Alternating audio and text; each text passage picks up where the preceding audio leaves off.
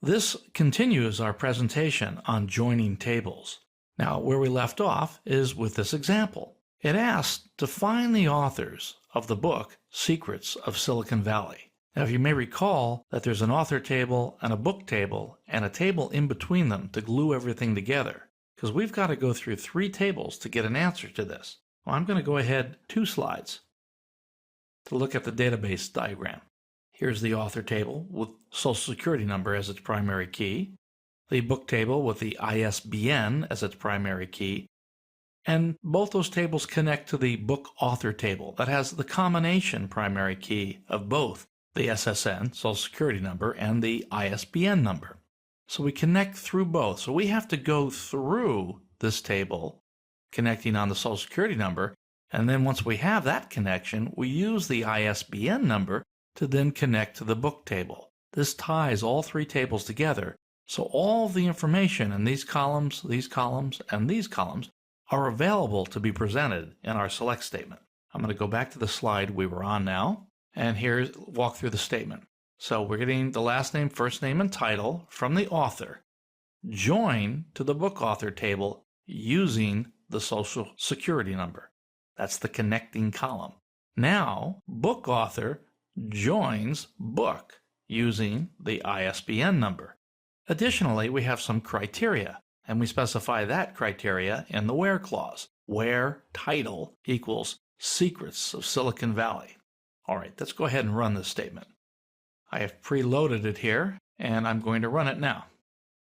So we have 2 authors.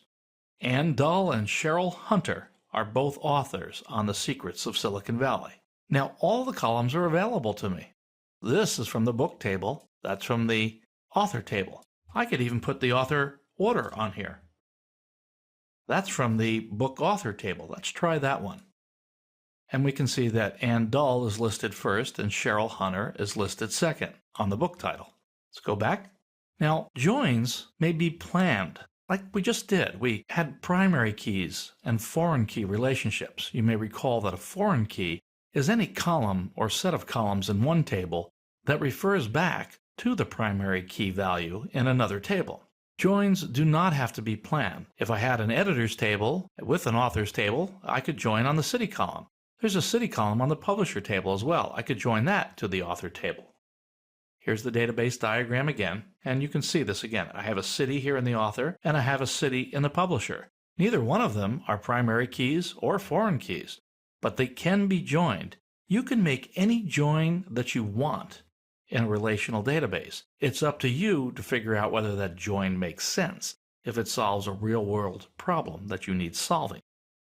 Most of our joins are done with equality. We use the equal statement. But there's nothing to say that you can't do it with a greater than or less than or not equal to. Sometimes those things make sense. For instance, if we had some sales information, we may want to join tables where our ship date is greater than our sale date. Maybe we promised our customers that we were going to ship out the same day we sold, and we want to see where we're falling down from that promise. So using a greater than for a join could work. Now, the join columns don't have to have the same name. What you're really joining is data. They have to either be of the same data type or they have to convert to the same data type. For example, I could join a zip code with a salary. Wouldn't make much sense. The zip codes are stored as character-based data, but they're all numbers in the United States. So if I were running a United States application and joining the zip code to a salary, it would try to do it. Doesn't make much sense, but SQL doesn't know about that. And that brings us to the third bullet. The join should be meaningful. Now, remember that nulls found in any of the connecting columns will never join. You'll never get a match on a null. Here's an example. We're going to show a list of all authors that live in the same city where the publisher named Algo Data Info Systems is based. So look at the statement.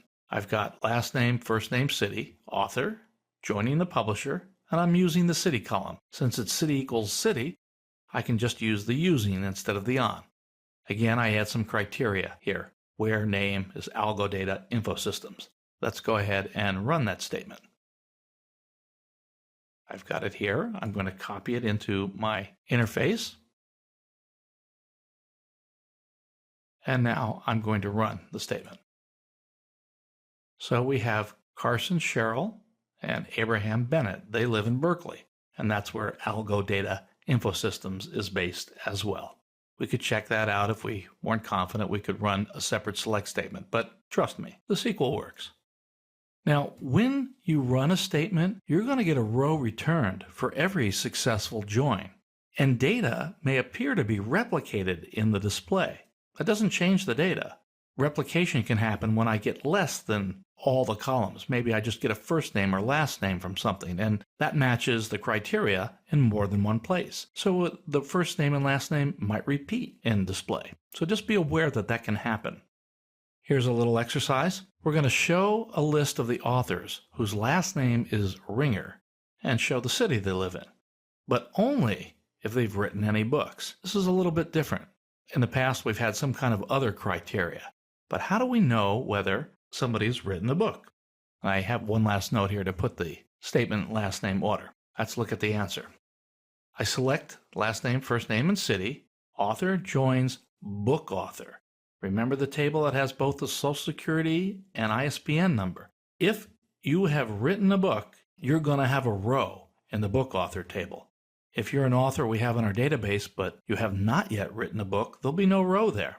So if we get a match, we join successfully where the last name's Ringer, we know that they've written a book. So this will answer the question. Let's go ahead and run this statement. Got it saved off. I'm going to copy it, bring it to our interface, and run the statement. So there it is. Now here we get what appears to be duplication. Ann Ringer, Albert Ringer. So that's okay. This duplication is perfectly fine. Let me show you a little trick since we're here. If I don't want to see duplicate rows displayed in my results, I can put the keyword distinct here. And I'm capitalizing it for dramatic effect.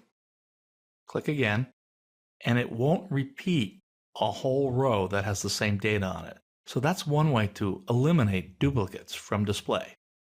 This ends our second part of our join presentation. We'll pick up again with the next presentation.